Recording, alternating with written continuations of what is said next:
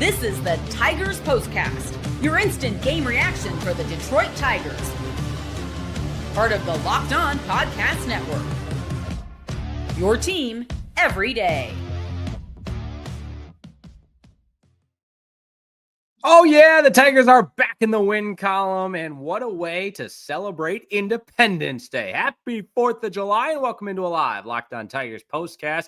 It's a 2-1 win for the Detroit Tigers over the Cleveland Guardians. That lead in the American League Central continues to grow, and what a fantastic pitching performance. We break it all down. It was Reese Olson. It was Tyler Holton, a little bit of action from Tommy Kahnle in the 8th, and some help from his friend Will Vest to close it out. That's all coming up next on a live Locked On Tigers postcast. And oh yeah, don't forget, we'll check in on the Tigers offense as well. A couple of solo home runs to power the Tigers past the Guardians. This is the live Locked On Tigers postcast, and I am your host, Jake Riepma. Make sure you get involved in the comments section. It's your post-game destination for all things Detroit Tigers. Free and available wherever you get your podcasts, and of course on YouTube as well. It's all part of the Locked On Podcast Network, your team each and every day. Make sure you like and subscribe, and as I mentioned, fire up that comment box. I want to hear from you. We begin where we always begin. Our biggest talking point. Where did the game turn? If you were to tell a friend about this game, well, you'd probably tell them about Reese Olson, because it was great to see him back in the lineup for the Detroit Tigers. But you might also tell them about Wel Perez. We begin with our biggest talking point. This is what you'll be talking About a Tigers team that fought back to take a 2-1 lead after falling behind early in the 1-0 lead to the solo home run from Jose Ramirez in the first inning. And you know what? That's what Jose Ramirez does. He's that good. He's always been a Tigers killer. He's hit 100 home runs against the Tigers, or I believe it's like 30 something, but you weather the storm. And what a defensive play from Wenceel Perez to gun down the runner in the home half of the second inning. And instead of it turning to a 2-0 game, it's still a 1-0 game. And then how many times do we see that a guy that makes a play in the field in one inning comes back to do something at the plate? And it was Wenceel Perez with the home run.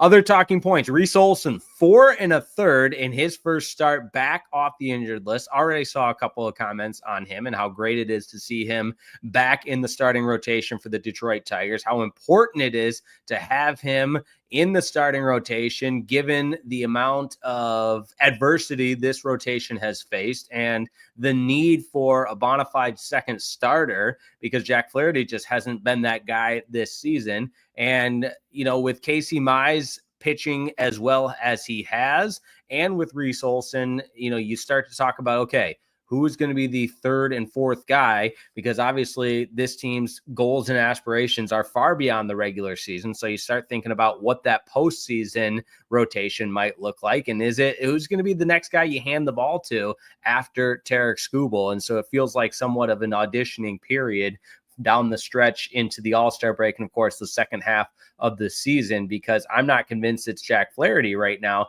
just given what we've seen from him. And nights like tonight, I know Reese only went 4 1/3, but first start back, getting his sea legs underneath him and just getting back to MLB shape after missing time with the injury. So a lot of good. And I know I mentioned Wenceel Perez with the solo home run, Zach McKinstry with another solo home run to put the Tigers ahead. And this was early on. I mean, this is the 4th inning, and then the pitching staffs for both teams take over from the 5th all the way on. No score in this game, and the Tigers earn the 2-1 win. Now, with Zach McKinstry and Wenceel Perez both hitting home runs. For McKinstry, it's his 6th of the season. For Wenceel Perez, it's his 7th of the season. And two guys that have a similar impact on this team, and just the energy that they bring, the spark plug players that they are, and such valuable, I don't want to use the term role players, but such valuable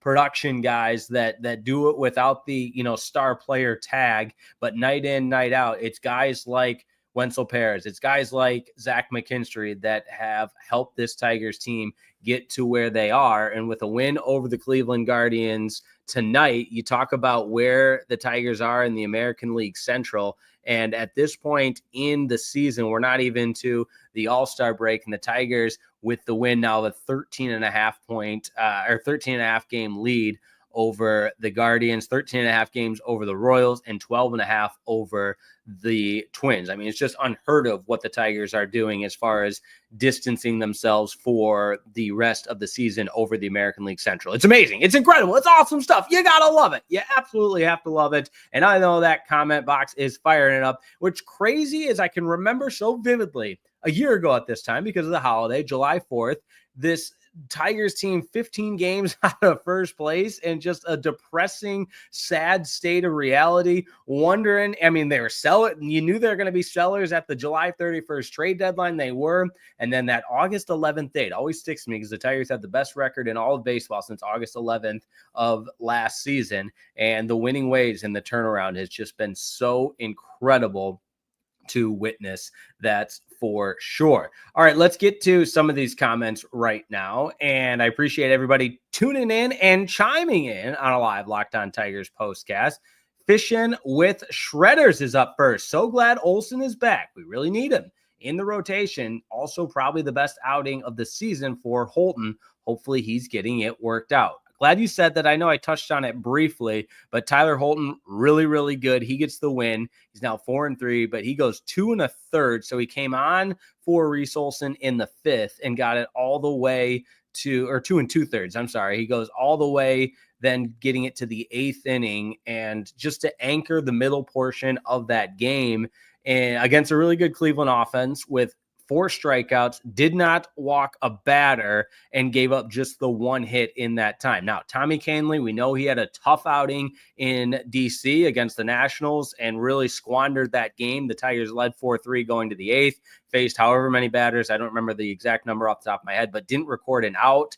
There was concern that maybe he suffered an injury. He looked better tonight. I know he didn't get all the way through the 8th inning, and Will Vest had to bail him out for the 4-out save, but the bullpen collectively, you can't say enough about them for 5 2/3 scoreless innings and shutting the Guardians out, which is the biggest reason why the Tigers were victorious tonight. More comments to get to, and appreciate everybody chiming in. Demetrius McNeil is up next. He says, Jake, with Casey Mize and Tarek Skubal pitching this weekend at Cleveland, I hope this team will sweep the darn Guardians. Play the song, Mr. DJ. The Tigers won again. Absolutely.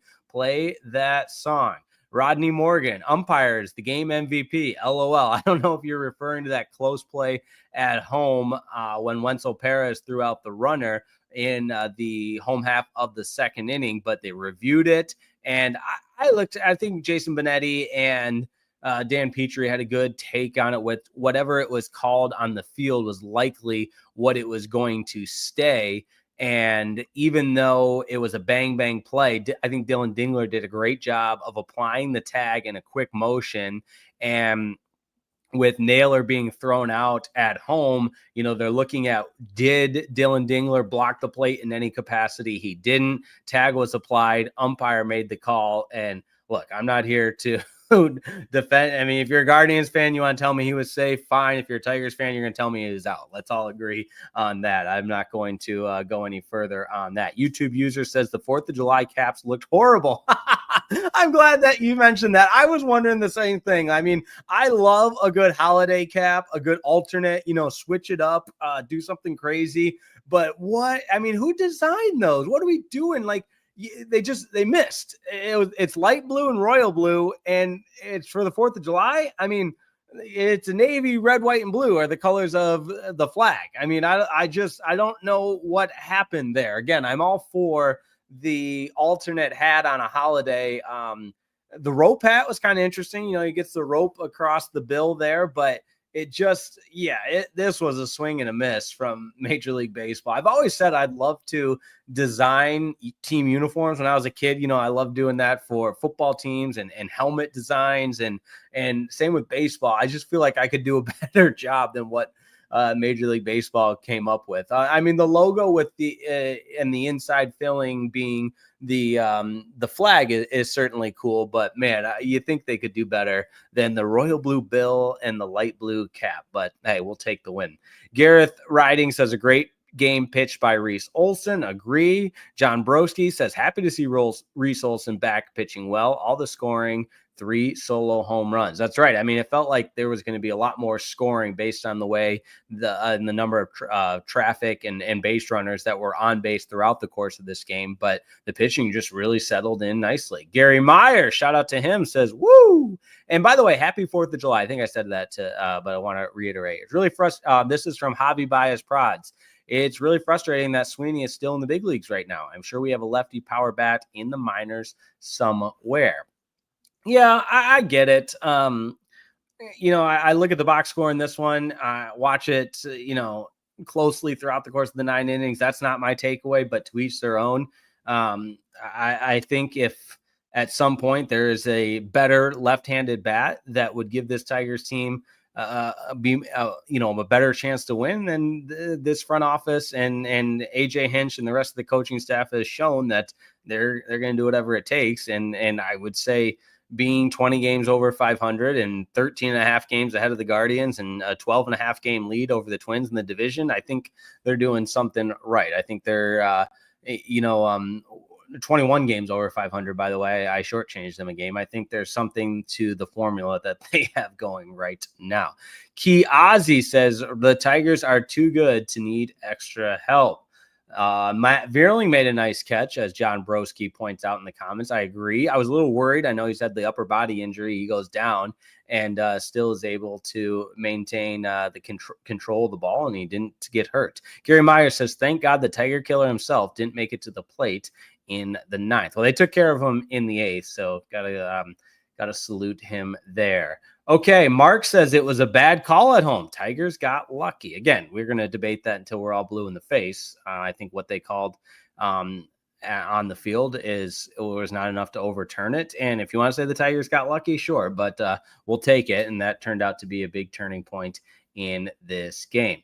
Okay, so many comments, and I appreciate it. And this is a good one from Max Splicer here. Canley in high leverage innings has been rough lately. It wasn't great tonight, but he gets the 2 outs in the 8th. And I think AJ Hinch deserves a lot of credit for going to Will Vest sooner rather than later and say, hey, we're not messing around with the final out in this 8th inning. Will Vest comes in for the 4-out save and gets the job done. Got a little dicey in the 9th, but hey, 2 men on, gets the soft grounder back to the pitcher's mound for the final out of the inning, and will take it. Wow. All right. I've gone a little long in the first segment. That'll happen. It's a holiday. We can do what we want, right? We beat to the sound of our own drum. Let's keep the lights on and come back with our talking point, or our turning point rather, and our player of the game. It's next on a live Locked On Tigers postcast. This episode of the Locked On Tigers postcast is brought to you by Game Time. Have you ever decided in the last minute you want to head to a ball game with friends and family? Maybe it's game day. You suddenly realize you want to be in the stands. Well, that's exactly where Game Time comes in. It's the easiest way to grab last minute tickets without the stress. And with the money you save on tickets, you can splurge on food, drinks, merch, or even invite a bigger group to come with you. Game Time makes it all possible. Shout out to all the Tigers fans that made the trip to Progressive Field and used Game Time. I know there was a lot of Tigers fans at the game this evening celebrating the 4th of July, and Game Time makes it all possible. They make buying tickets fast and simple. Prices on the app actually drop the closer you get to first pitch, and they've got incredible last-minute deals, clear seat views, and a lowest price guaranteed that takes the worry out of buying. I love using the Game Time app because those last-minute ticket deals always feel good when you find the perfect zone deal with big savings like 10% off exclusive zone deals for the FIFA World Cup matchups. Yeah, how about it? So take the guesswork out of buying tickets with Game Time. Download the Game Time app, create an account, use code LOCKEDONMLB for $20 off your first purchase. Terms do apply. Create that account, redeem the code LOCKEDONMLB for $20 off. Download the Game Time app today. Last minute tickets, lowest price guaranteed.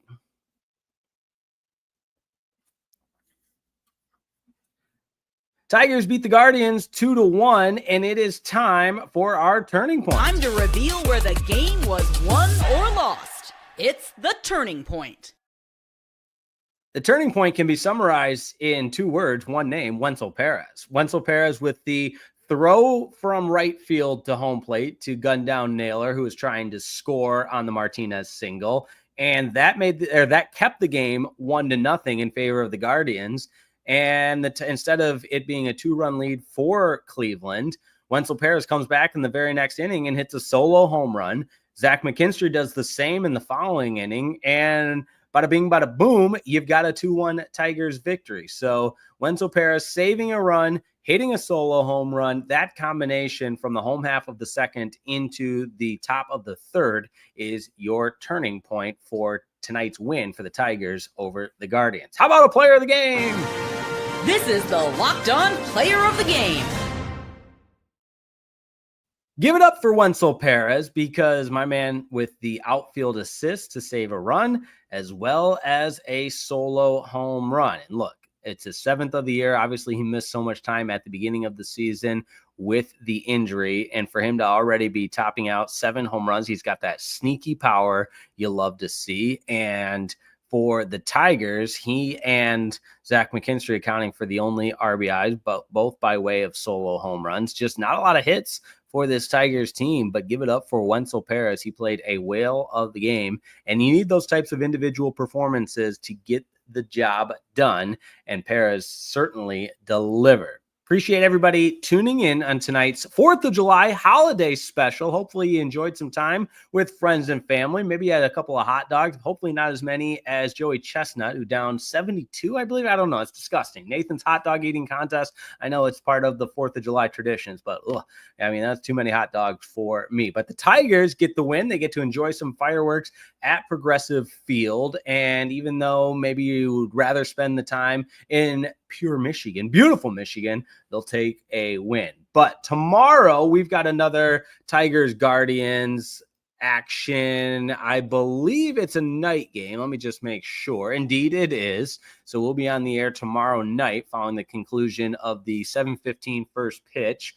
And you got Casey Mize going. Logan Allen for the Guardians. There's your pitching matchup. It's Casey Mize, the right-hander's 8-2, 2.86 ERA. He's had a really good season. Logan Allen, 5-6 with a 4.27 ERA on the season. Tigers continue to create that space in the American League Central, and you absolutely love to see it. Have a wonderful rest of your evening. Enjoy the rest of the holiday. Maybe you have some apple pie, strawberry shortcake. Those are both very American desserts. You got to love it. And we'll talk to you tomorrow on July 5th for a little Saturday night Locked On Tigers postcast. Make sure you like and subscribe. Helps us out a great deal. We're over 7,000 subscribers on the Locked On Tigers channel. Shout out to Scott Bentley on the Daily Show for that. And thanks so much for tuning into the postgame. Have a wonderful night. See you tomorrow night.